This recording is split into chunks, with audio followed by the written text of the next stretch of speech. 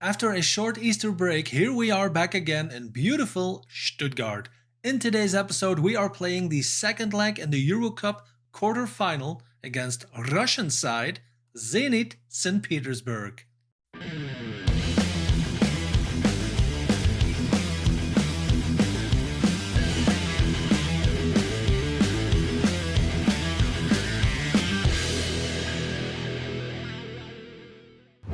Hey guys, this is Jochen aka Leyodemus and welcome to part 34 of Stuttgart über alles. In this FM21 series I try to transform VfB Stuttgart in Germany from a newly promoted Bundesliga club into a European giant.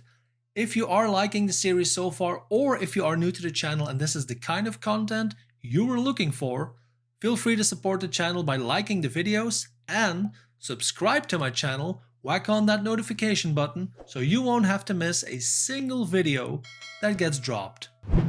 Alrighty, since you were last here, which was the Genk game of course, we have done quite okay, although after we have slaughtered Mainz at home, Wolfsburg kind of took us by surprise at their place, because if we'll have a look at these match stats, you can see it was a quite even game, but I think what actually killed us here was the sending off of Hannibal Mejbri after 19 freaking minutes. That kind of sealed the deal already after those 19 minutes, because Wolfsburg have beaten us in the end 2-0. Luckily, Mr. Mejbri himself decided to turn up again, because after that game we played the first leg in ZENIT St Petersburg, and he decided to score the winning goal and the only goal of that game after 79 minutes. If we look at these match stats, I think it is pretty clear that we are the better team, man. We had a massive amount of shots, 19 of which were on target versus 0 for ZENIT. XG wise, same story. I mean, look at every single stat. We had 62% possession. We are by far the better team. Still only a 1-0, if you will, but we have scored the oh so important away goal, which kind of gets me quite hopeful for today's second leg. In the league table, we are still kicking butts, man. We are in first position with one game in hand on second place Leipzig. Bayern at this point are in third position with the equal amount of points as Hoffenheim.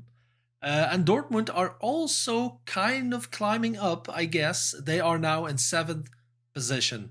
We have a 6-point gap, a virtual 9-point gap even, if we win that game in hand. So it's safe to say there are, like 6 games to go?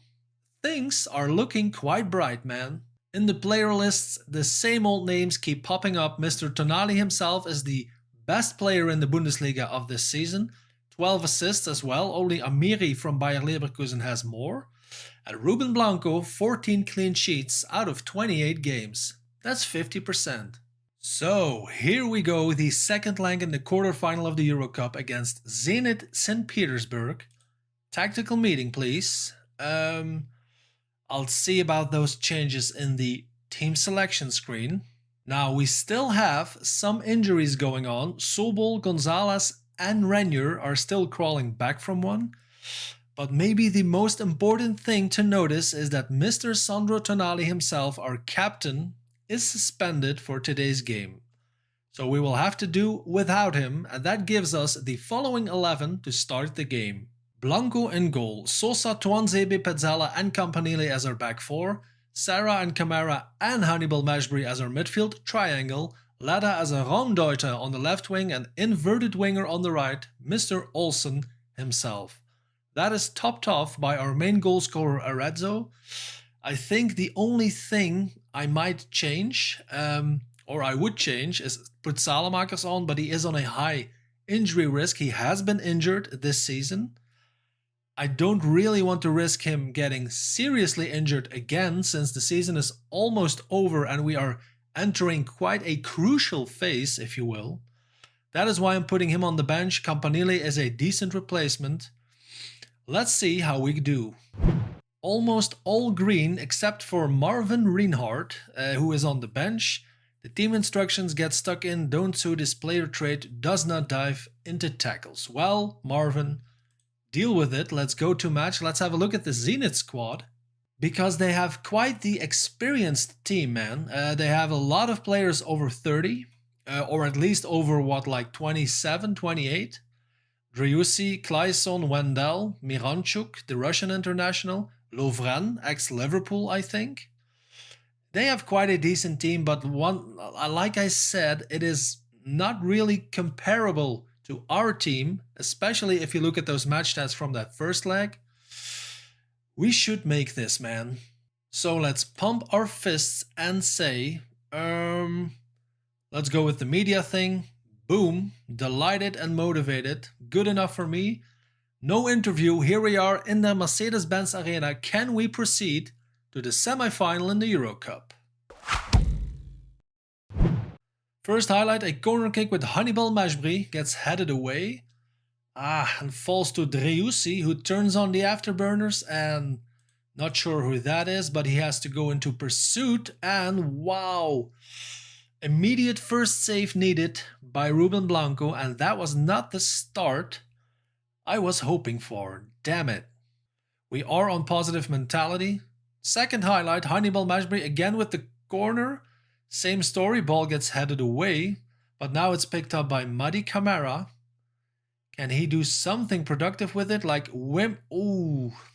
Good save by Newgen, who is a German goalkeeper coming from Bayern Munich, by the way. Ooh, that was a bad tackle, wasn't it? Damn it. Klaesson has all the space in the world and hits the side netting. Wow. Again, a corner kick with Mejbri. Well, ooh, I was going to say it will probably be headed away again. But it wasn't, and we have, I thought we had won a penalty. Again, it's all set pieces. Boom! Axel Tuanzebe. Who cares if it's all set pieces if you have guys like Tuanzebe who are quite good in the air. Let's have another look. Mejbri with the outswinging corner. First post as the instructions tell him to do. And Tuanzebe finishes it off. We are 1-0 up. We are 2-0 up on aggregate. Let's first look at this highlight. Miranchuk with the free kick to Lovren. That's going to be a steal. Arezzo. Come on, man. Bump it up. Oh, someone is all alone on the second. Wow. On the far post, but Arezzo decides to go for own glory. New highlight. Campanile with the throw-in. Serra, that's good football to Mejbri. That's a bad pass. Falls to Tuanzebe, to Sosa. Look at this direct football. Should have passed it, Mejbri. Should have passed it. He-Chan now to Miranchuk. Come on, guys. Steal it. They have an away goal, and we are 1-1. And to be honest, there were 3 guys surrounding Klaesson, I think. Let's have a look at that in the replay. But that was poor defending. It starts here, should have been intercepted, and then it weren't 3 guys. It was only 1 guy, being Campanile, our spare right wing back. Wow, new highlight. Eventful first half, that's for show. Barrios now with the ball, and then gets to Wendell. Okay, Campanile intercepts. Come on, guys. Olsen now. Oh, cuts inside and swings it just wide of the far post. Let's do an encouraged shout, I guess. Sosa is slightly injured. Let's get him to halftime, indicating that he wants to come off. Ooh, and I don't have Sobol because he is injured as well. So Yurukai, that is why I put him on the bench. We'll just have to take care of that left wingback position. We have reached halftime. We were again the dominant team. Although 3 shots on target versus 3, XG is quite even. Possession also. Okay, dressing room, we are still 1 goal up. Don't let yourselves get complacent. Boom. Yurukai now with the ball on the left side of the pitch. He's not the best dribbler, so should probably not do that too often. Although, so far so good. Mr. Olsen falls to Mejbri. Olsen gets it back. Samuel Jakub Olsen, the Faroe Islands international. What a player, man. He has been starting a lot of games for us. especially now Renier, our starting right winger, is injured. But he can do stuff like this. He is so clinical, he just always stays calm and finishes off these kind of passes. So, let's look at this highlight again. I was going to pause game and do a substitution. We are in minute 47, Jochen. Come on. Wendell now with the ball to Jikla. That's a good ball to Kleisen again, and he's wide open, damn it. Are we still playing the offside trap? Because I have a feeling that's not really the way to go here. Let's untick that. Boom. Is it unticked? Let's double check. Yep, no more offside trap here. Let's play ball. New highlight, Campanile with the throw in again to Meshbury. Come on, Hannibal. Come on, Hannibal. Wide of the goal. I am going to pause game and go to my tactics because I want to see. Meshbury is at a attacking duty and I want to basically get him into a support. So he kind of drops down a little bit more. Since we are 2-1 up, 3-1 up on aggregate even. We'll see. 65 minutes in and the second half is a lot less eventful than the first half. But look at the shots, man. And we also have almost 60% possession. But ZENIT have a corner kick. It gets headed away. That was a good header. Ooh, Arezzo, afterburner time. Who is that up front? Hannibal. Hannibal. Yes, sorry, Bob. 7th goal of the season. Ooh, by the way, I did not tell you.